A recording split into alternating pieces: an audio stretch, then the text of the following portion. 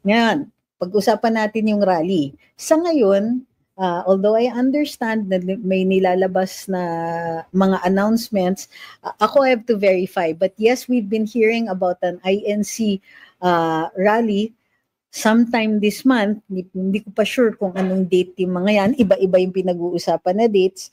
So, in this case, suportado namin yan. As far as I can see right now, sinusuportahan namin yan.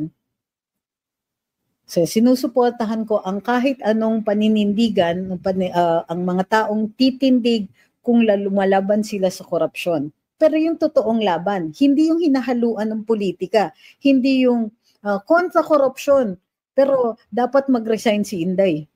Ha? Si Inday nga ang dumadaan sa proseso, everybody else, wala pa. ICI lang yung dinadaanan nila. Anong tawag doon? That's just an investigation. Samantalang si VP Inday, nasa proseso, finailan nga siya ng kaso sa ombudsman eh. And guess who the ombudsman is right now?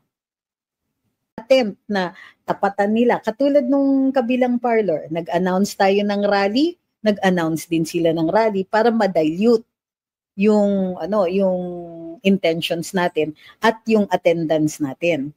So, the same thing here, hindi pa po muna kami naglalabas ng mga detalye, how it's going to be done, and paano yung sa mga nasa abroad and all that, and kung merong acceptable na E6.